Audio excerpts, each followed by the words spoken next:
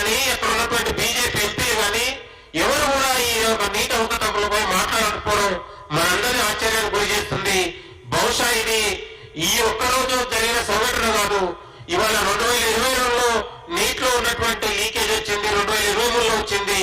ప్రతి సంవత్సరం పోయినసారి 2022లో రాజస్థాన్ లో లీకేజ్ అయితే దాదాపు అక్కడ 50 మందిని అరెస్ట్ చేశారు. ఇక్కడ ఉన్నటువంటి ఈసారి కూడా దాదాపు 72 మందికి ఇవాళ గరిష్ట ఫలితాలు రావడం వల్ల ఇవాళ అనేకమైనటువంటి అనుమానాలకు తావిస్తా ఉంది.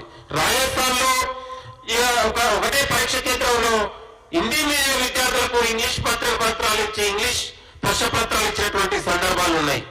ఇవాళ అనేకమైనటువంటి తప్పుదడుతో నిర్వహించారు. కాబట్టి ఎన్డీఏ డైరెక్టర్ ని తొలగించాలి. దీని వెనకాల బీజేపీ నాయకుల హస్తం ఉంది. బీజేపీ నాయకుల కుట్రలతోనే 24 లక్షల మంది నీటి విద్యార్థులతో చెలగాటమాడుతూ ఉన్నారు. ఇవాళ ఆనాడు 2013లో ఆనాడు కాంగ్రెస్ ప్రభుత్వం ఈ దేశంలో ఒక నైపుణ్యం కలిగినటువంటి ఒక డాక్టర్లను తయారు చేయడం కోసం, ఇవాళ ఒక క్వాలిటీ ఎడ్యుకేషన్ ఇవ్వడం కోసం ఆనాడు ఎన్నో ఒక పోరాటాల మధ్య, ఎన్నో న్యాయ పోరాటాల మధ్య నీటిని ఏర్పాటు చేసి ఈ దేశంలో ఉండే విద్యార్థుల కోసం ఇవాళ కాంగ్రెస్ ప్రభుత్వం ఒక గొప్ప శ్రీకారం చుడితే ఇవాళ 2014 నుంచి ఈ నేటి వరకు కూడా ఇవాళ బీజేపీ ప్రభుత్వం 17 నుంచి ఇప్పటి వరకు బీజేపీ ప్రభుత్వం నీటి విద్యార్థుల జీవితాలతో ఇవాళ చెలగాటమాడుతూ ఉంది. అసలు అసంపూర్తిగా ప్రశ్న పత్రాలు ఇవాళ అనుభవం లేని వాళ్ళకి ఇవ్వడం, అనేకమైనటువంటి తాయిదాలకు ఇస్తున్నాం. కాబట్టి దీని వెనుక దోషుల్ని తక్షణం అరెస్ట్ చేయాలి, నీటిని రద్దు చేయాలని ఇవాళ తెలంగాణ నుంచి కూడా కాంగ్రెస్ పార్టీ డిమాండ్ చేస్తా ఉంది. నీటి విద్యార్థుల కోసం న్యాయం జరిగేంత వరకు నీటి విద్యార్థుల పక్షాన కాంగ్రెస్ పార్టీ పోరాడుతుందనే విషయాన్ని కూడా ఈ సందర్భంగా గుర్తు చేస్తాను. ప్రధానంగా ఈ దేశంలో 736 మంది మెడికల్ కళాశాలలు ఉన్నాయి. 736లో 336 మందికి ప్రైవేట్ మెడికల్ కాలేజీలు ఉన్నాయి. 74 మంది బీజేపీ ఎంపీలకు ఈ దేశంలో మెడికల్ కళాశాలలు ఉన్నాయి.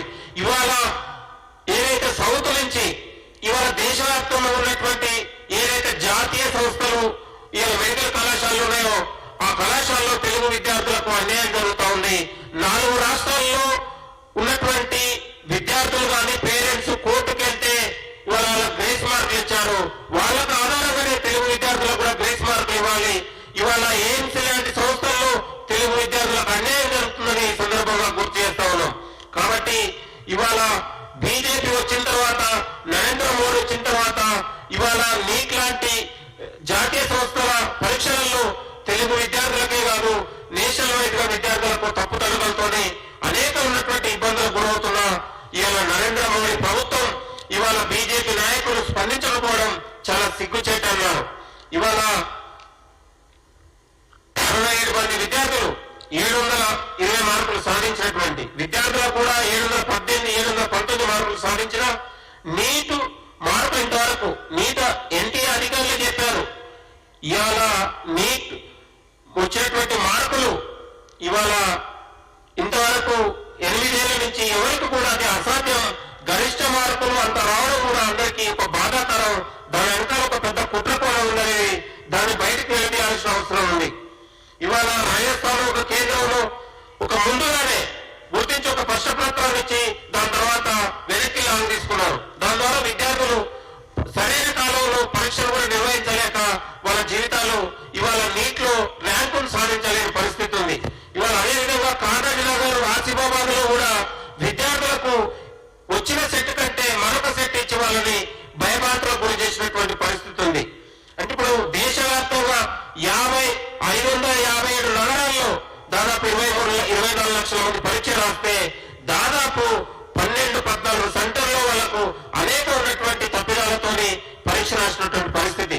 కాబట్టి ఇవాళ కేంద్ర ప్రభుత్వానికి ఏమైనా చిత్తశుద్ధి ఉంటే తక్షణం నీటిలో జరిగినటువంటి అవకతవకలపై సుప్రీంకోర్టు జస్టిస్తో విచారణ జరిపించాలి. ఇవాళ ఎన్టీఏ డైరెక్టర్ ను కూడా తొలగించాలి. సుబోధ్ కుమార్ ఐఏఎస్ ను ఎవరైతే తప్పుదడుగులతో నిర్వహించారో ఎమ్మటే సుబోధ్ కుమార్ ని తక్షణం ఎన్టీఏ డైరెక్టర్ గా తొలగించాలని కూడా మేము డిమాండ్ చేస్తా ఉన్నాం. అదేవిధంగా ఎన్టీఏలో ఇప్పుడు నీట్ లో జరిగినటువంటి ప్రతి లోపంలో ఒక జస్టిస్ కమిటీని వేసి పూర్తిగా విద్యార్థులకు న్యాయం జరిగించాలని కూడా కోరుతా ఉన్నాం. ఇంకా ఏమైనా తప్పిదాలతో ఉంటే తక్షణం నీటిని రద్దు చేసి